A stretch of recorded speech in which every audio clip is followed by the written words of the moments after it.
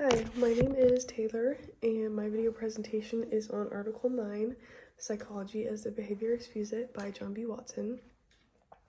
So basically throughout the whole article, he just kind of goes over how psychology is flawed and reasons why he believes it's flawed, as well as what he thinks that we can do in order to make psychology a better science. So he believed that psychology should be an objective experimental branch, one that focuses on observable behavior rather than consciousness. He believed that consciousness should have no area in psychology whatsoever. He believed that we have the ability to manipulate our mental states for the purposes of psychology, which makes it ultimately unreliable. So he believed that if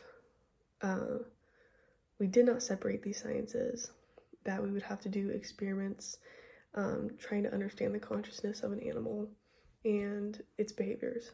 At the beginning of the article, he states that the behaviorist views that there's no dividing line between man and animal, so this would end up becoming testing on human subjects because you're trying to understand the consciousness of an animal, and then that would end up leading to doing experiments on humans in order to understand their consciousness. So he believed that was another flaw. He also believed that all psychology experiments are based on feelings. So if you were to do an experiment and somebody came in and tried to recreate that experiment and they failed and didn't get the same outcome as you, it's because their introspection is untrained, that they didn't get the results because it was their fault, which basically is an attack on the experimenter rather than the experimental setting. So we can never find the exact proper outcome because they're just blaming the person who's doing the experiment, saying that they're wrong or untrained. So he believed that psychology should be studied more like physics or chemistry.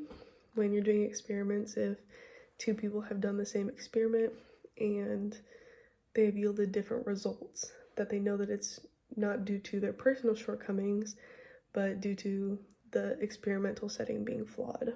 So that way that they can come together and try to figure it out again. So again, in psychology, you must have 3 to 9 states of clearness in an experiment, and if you do not meet that your introspection is just poor.